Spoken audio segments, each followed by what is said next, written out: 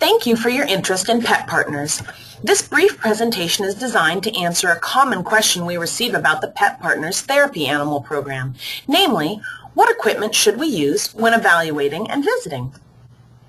Pet Partners equipment standards were established for the health and safety of both the animals and the clients you may visit while volunteering.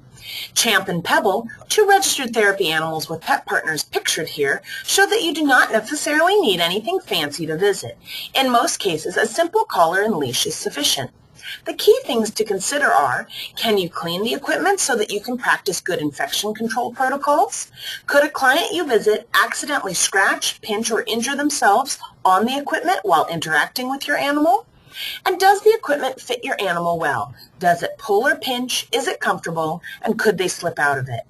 Let's begin with one of the most basic pieces of equipment and one required for all animals on a visit: leashes. Regardless of whether you're visiting with a dog, cat, bird, or horse, all registered Pet Partner therapy animals must be on a leash at all times. A basic canvas or leather leash is a great choice.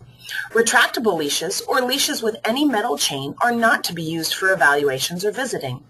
Since you're keeping your animal by your side at all times while visiting, you won't need an extra long leash. A simple quick release, snap, or buckle collar is also a fine choice for visiting. Although the hardware, such as the ring you clip the leash to, may be metal, there shouldn't be any metal links in the collar itself. Some dogs, particularly those breeds with narrow heads, such as greyhounds, Afghans, and Salukis, can slip out of standard flat collars. For these animals, you might consider limited slip collars, also called a martingale. These are acceptable so long as they do not include metal links. Full slip collars or choke chains are not acceptable for evaluations or visits. If you'd prefer a harness rather than a collar, back clip harnesses are a great option. These come in a variety of styles, so you can find one that works well on your dog. Some volunteers prefer flat clip harnesses for their dogs. If you'd like to evaluate and visit in one of these harnesses, it's important to find a front clip harness that fits your dog well. If you're interested in front clip harnesses, these brands are used successfully by many volunteers, but always make sure that the fit suits your animal.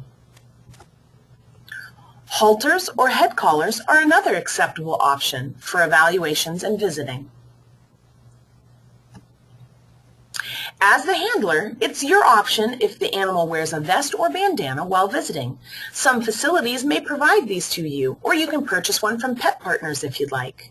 However, when you evaluate, your animal should just wear their collar or harness and their leash. The majority of our visiting therapy animals are dogs, but Pet Partners is proud to register other species as well. Generally speaking, the same guidelines apply. Is it safe for the animal? Is it safe for the person you're visiting? Can it be cleaned? Does it fit your animal well? If you're planning to evaluate and register with a species other than a dog and have questions about appropriate equipment or evaluation procedures, please contact Pet Partners or your evaluator. We're happy to help. A common question we receive is, why do I need to bring a brush to my evaluation and on visits? Brushing an animal is a great way of having clients interact with you during your visit. These brushes do not necessarily have to be the brush you use on a regular basis to groom your pet, but should be selected with safety in mind. You don't want any potential of your animal being harmed if they were brushed too vigorously, and you don't want any chance that a client could be scratched by sharp metal bristles. Therefore, brushes for visiting should be plastic or wood. Always remember that these standards are for the safety of everyone you may interact with on a visit, as well as your animal. Therefore, no special training collars such as prong, shock, or spray collars may be used. Choose leather or fabric collars and leashes, avoiding all metal links, and use a leash no longer than 6 feet. Remember, whatever equipment you evaluate in is the equipment you are to visit in. If you have questions that aren't answered here or on our website, please contact us. And if you have a special piece of equipment to accommodate a disability, please contact us before your evaluation for a review.